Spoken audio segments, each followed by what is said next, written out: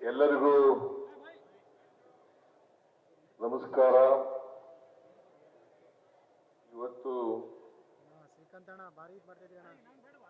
ರಂಜಾನ್ ಹಬ್ಬ. ನಾವೆಲ್ಲರೂ ಸೇರಿ ಒಟ್ಟಿಗೆ ಪ್ರಾರ್ಥನೆಯನ್ನ ಮಾಡಿದ್ದೇವೆ.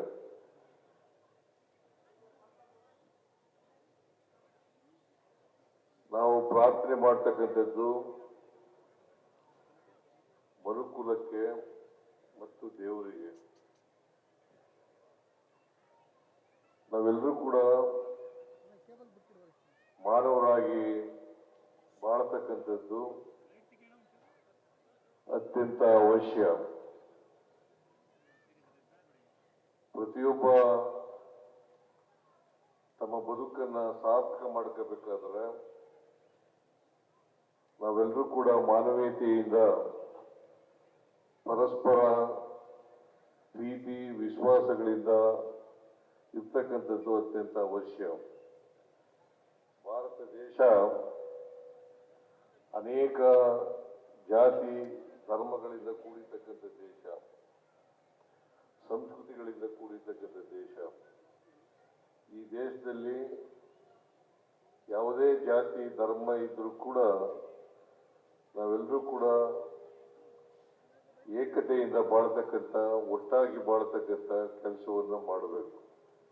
ಯಾವುದೇ ಧರ್ಮ ದ್ವೇಷವನ್ನ ಬೋಧನೆ ಮಾಡಲ್ಲ. ಅದು ಇಸ್ಲಾಂ ಧರ್ಮ ಇರ್ಬೋದು, ಹಿಂದೂ ಧರ್ಮ ಇರ್ಬೋದು, ಕ್ರೈಸ್ತ ಧರ್ಮ ಇರ್ಬೋದು, ಸಿಖ್ ಧರ್ಮ ಇರ್ಬೋದು. ಈ ಧರ್ಮಗಳೆಲ್ಲವೂ ಕೂಡ ಪ್ರೀತಿಯನ್ನ ಬೋಧಿಸ್ತವೆ ಹೊರತು ದ್ವೇಷವನ್ನ ಬೋಧಿಸೋದಿಲ್ಲ. ಅದಕ್ಕೋಸ್ಕರ ನಾವೆಲ್ಲರೂ ಕೂಡ ಪರಸ್ಪರ ಪ್ರೀತಿಯಿಂದ ಇರ್ತಕ್ಕಂಥ ವಾತಾವರಣವನ್ನು ನಿರ್ಮಾಣ ಮಾಡ್ತಕ್ಕಂಥದ್ದು ಅತ್ಯಂತ ಅವಶ್ಯ ಅಂತಕ್ಕಂಥ ಮಾತುಗಳನ್ನ ಈ ಸಂದರ್ಭದಲ್ಲಿ ಹೇಳಲಿಕ್ಕೆ ಬಯಸ್ತೇನೆ. ಎಲ್ಲ ಮುಸಲ್ಮಾನ್ ಬಾಂಧವರಿಗೆ, ದೇಶದ ಎಲ್ಲ ಮುಸಲ್ಮಾನ್ ಬಾಂಧವರಿಗೆ